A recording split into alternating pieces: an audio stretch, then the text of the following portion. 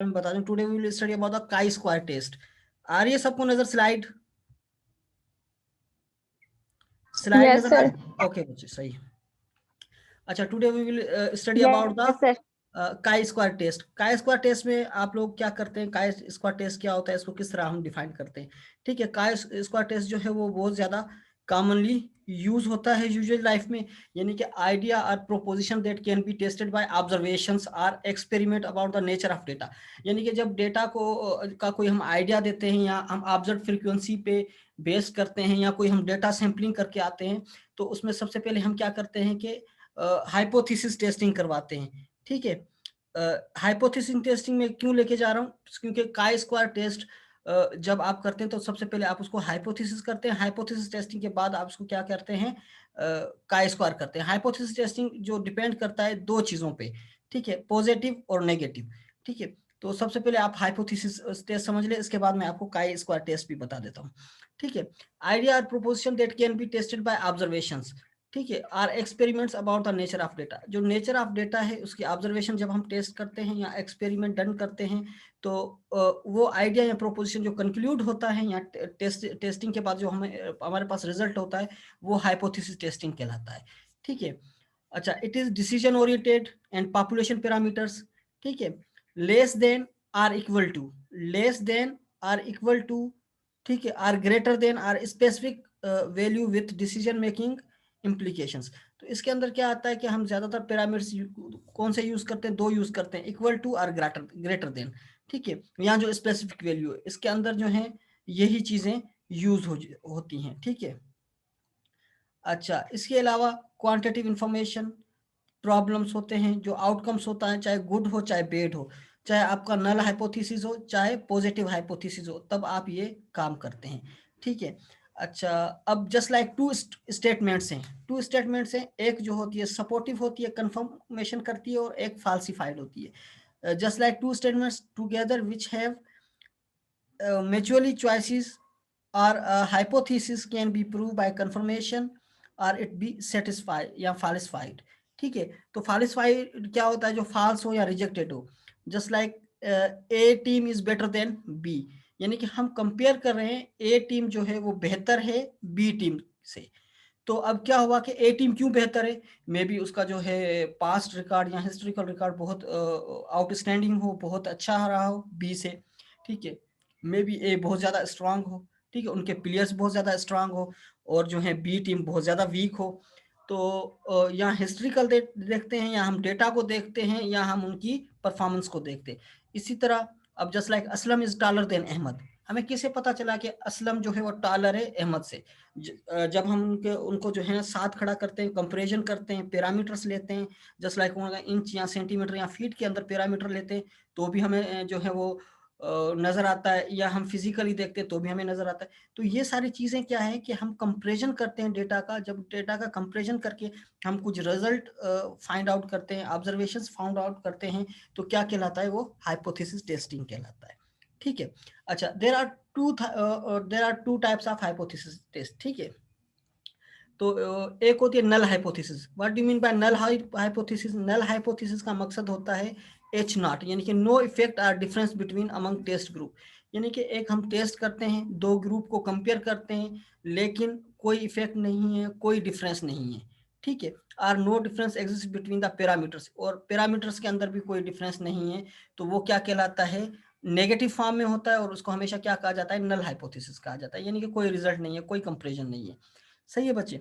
तो हाइपोथेसिस के अंदर आप क्या करते हैं, कंपैरिजन करते हैं, ठीक है, डेटा सेट्स को देखते हैं, उनकी रिजल्ट्स को फाइंड आउट करते हैं, ऑब्जर्वेशंस करते हैं, तो ये कहलाता है हाइपोथेसिस।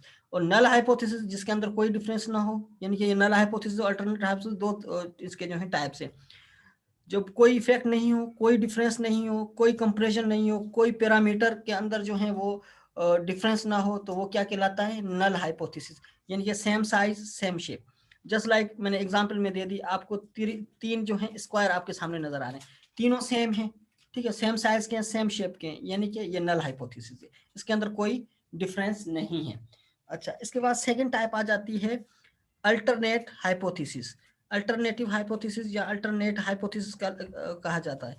ठीक है, इसके अंदर क्या होता है, it is to be tested after null hypothesis is rejected, यानी कि जब नल हाइपोथेसिस नहीं होगा, यानी कि रिजल्ट्स के अंदर डिफरेंस पाया जाएगा, रिजल्ट के अंदर साइज के अंदर फर्क होगा, शेप के अंदर फर्क होगा, या बाकी पैरामीटर्स के अंदर फर्क होगा, तो वो अल्टरनेटिव हाइपोथेसिस या अल्टरनेट हाइपोथेसिस कहलाता है। यानी कि नल हाइपोथेसिस इसके अंदर क्या होता है, रिजेक्ट होता है या नहीं होता। सही है, ठीक है, इज रिजेक्टेड। इसके बाद आ जाता है the difference between among test group, यानी मस्ट प्रोड्यूस्ड या मस्ट प्रेडिक्टेड। ठीक है, यानी कि उनके अंदर पाया जाता है, प्रोड्यूस किया जाता है, या उसके अंदर जो है क्रिएटेड किया जाता है, या डेटा जो है वो ऑब्जर्व किया जाता है उन दोनों ग्रुप्स में या बहुत सारे डेटा ग्रुप्स के अंदर। ठीक, it holds that these have been change, it is logical opposite to the null hypothesis. जाहिर बात है ये लॉजिकल एक दूसरे के अपोजिट होते हैं। नल होगा तो यानी कि आप समझेंगे कोई डिफरेंस नहीं है। ठीक है, अगर अल्टरनेटिव हाइपोथेसिस है एच ए, या इसको H1 से भी डिनोट किया जाता है, नल हाइपोथेसिस को H0 से डिनोट किया जाता है, और अल्टरनेटिव हाइपोथेसिस को HA और H1 के से भी जो है वो डिनोट किया जाता है। ठीक है, और जो है HA में भी, यानी कि अल्टरनेट हाइपोथेसिस में भी greater than, not the same, less than, इसके अंदर 3 फॉर्म्स होते हैं। ठीक है, greater than, not the same या लेस देन फॉर्म्स। अब जस्ट लाइक इसकी एग्जांपल्स मैंने आपको बता दी है। ठीक है, ये इसका जो है साइज छोटा है, ये बड़ा है। ठीक है, इसके साइज के अंदर डिफरेंस है, तो ये क्या कहलाएगा, अल्टरनेट हाइपोथेसिस कहलाएगा। और इसके साइज में अगर देखेंगे बिल्कुल सेम साइज है और सेम शेप है, तो ये नल हाइपोथेसिस हो जाएगा। ठीक है बच्चे, आ रही है बात समझ में सबको? Yes sir. ओके बच्चे, सही है। कहीं पे भी समझ में ना आए तो आप मुझे बता दीजिएगा। सही है बच्चे। अच्छा, इसके बाद क्या होता है कि हम अगर इसको डिफरेंस करें या डिफरेंशिएट करेंगे, एक तरफ से null hypothesis versus alternative hypothesis लिखें, तो भी बात वही आ जाती है। ठीक है, तो इस हम दोनों के अंदर क्या करते हैं, पॉपुलेशन पैरामीटर्स को भी यूज करते हैं, सैंपल पैरामीटर्स को भी यूज करते हैं।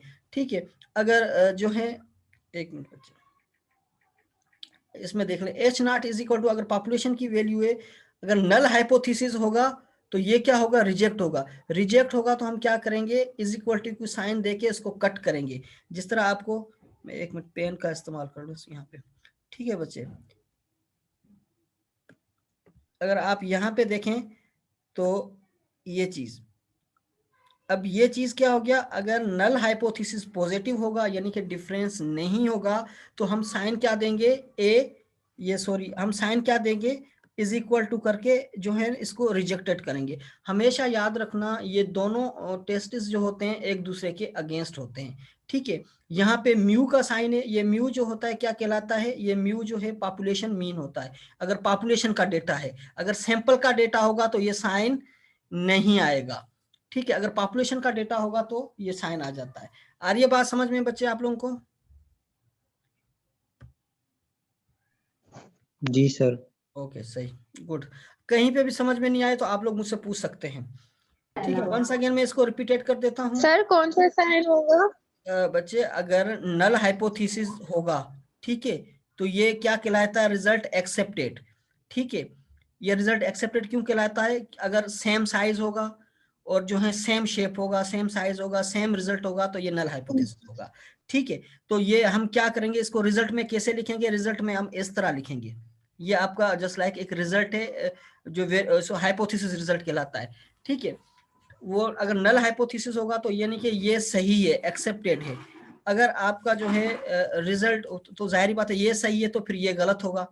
ठीक है, तो ये गलत होगा तो हम इसको साइंटिफिकली किस तरह लिखते हैं, एच अल्टरनेट हाइपोथेसिस जो है वो म्यू पॉपुलेशन इज नॉट, यानी कि ये जो है इक्वल टू का साइन है, इसको रिजेक्ट करेंगे, अल्टरनेटिव हाइपोथेसिस सामने लिखेंगे, इसमें नल हाइपोथेसिस। अब इससे रिजल्ट से ये जाहिर हुआ कि ये सही है और ये गलत है।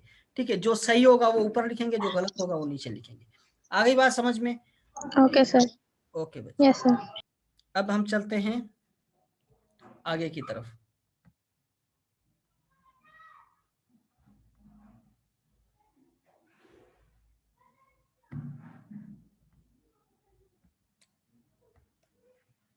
अच्छा, अब आ जाते हैं काई स्क्वायर टेस्ट।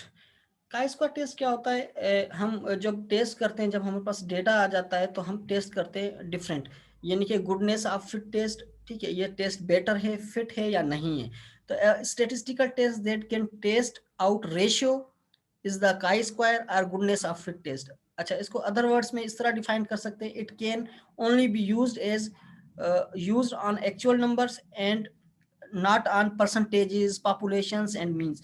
तो काई स्क्वायर टेस्ट होता है वो एक्चुअल नंबर्स पे आता है, कभी भी परसेंटेज की साइन यूज नहीं की जाती इसके अंदर, प्रोपोर्शंस और मीन्स वगैरह इसके अंदर यूज नहीं किया जा सकता।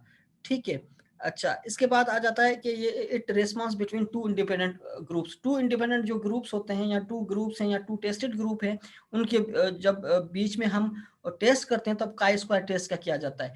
अच्छा, अब फार्मूला आप लोग लिख लें अपने पास, समझ लें जो भी आपके पास तरीका है। इसको कहते हैं काई स्क्वायर।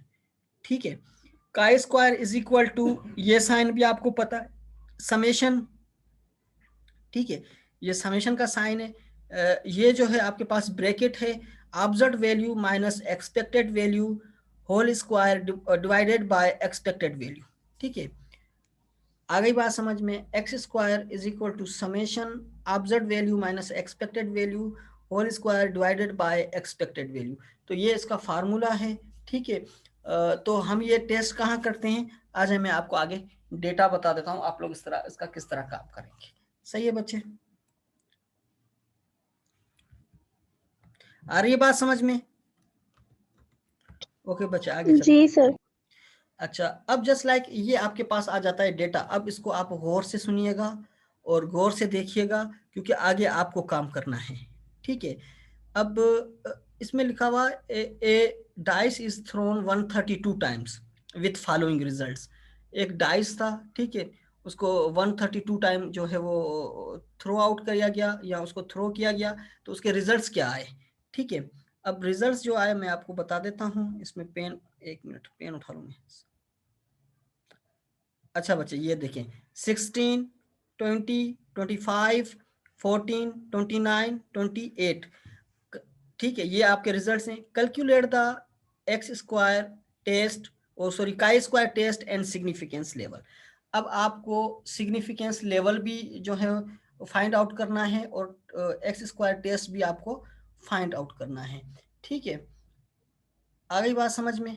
ठीक, अब आप क्या करेंगे, ये आप अगर वैल्यू देख लें। ठीक है, अब आपके पास कौन सी वैल्यू गिवन होती हैं, आपके पास ऑब्जर्व फ्रीक्वेंसी और जो है एक्सपेक्टेड फ्रीक्वेंसी गिवन होती है। ठीक है, अब आप कभी कभार क्या होता है कि आपको जो है इस क्वेश्चन के अंदर ऑब्जेक्ट के अंदर ही एक्सपेक्टेड फ्रीक्वेंसी दी जाती है। ठीक है, अब एक्सपेक्टेड फ्रीक्वेंसी 22 कैसे आई, मुझे कोई बताएगा आप लोगों में से?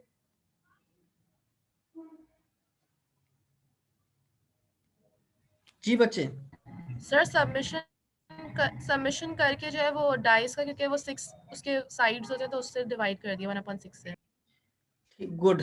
आपको देखें डाइस हैं 132 टाइम थ्रो किया गया है। मैंने आपको लास्ट टाइम बताया था कि 132 टाइम थ्रो किया गया है, लेकिन इसके साइड्स कितनी होती हैं, 6 साइज होती हैं।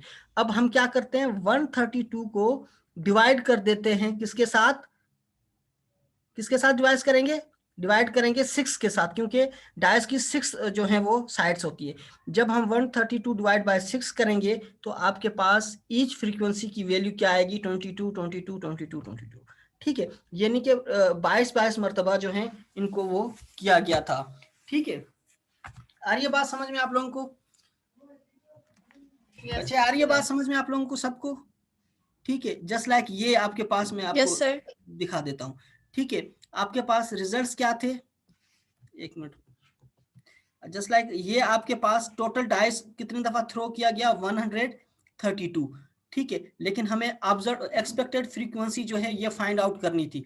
तो हमने क्या किया, 132 मल्टीप्लाई बाय 1 डिवाइड बाय 6, ठीक है, इज इक्वल टू आपके पास रिजल्ट क्या आ गया, 22 आ गया। अगर आप डायरेक्टली इसको 132 डिवाइड बाय 6 करेंगे तो भी आपके पास रिजल्ट 22 आ गया। ठीक है, आगे आपको समझ में 22 कहाँ आया, कैसे आ गया आपको? ठीक है, कैसे आप लोगों ने फाइंड आउट किया, आ गई बात समझ में आप लोगों को? और ये रिजल्ट वही है, 16, 20, 25, 14, 29, 28, ये भी गिवन है और ये आप लोगों ने खुद फाइंड आउट किया है। ठीक है, अच्छा, और इसके बाद आ जाता है ऑब्जर्व ओ माइनस ई, यानी कि observe frequency minus expected frequency, ठीक, observe frequency minus expected frequency. जब हम ऑब्जर्व फ्रीक्वेंसी से माइनस एक्सपेक्टेड फ्रीक्वेंसी करेंगे, यानी कि 16 में से अगर 22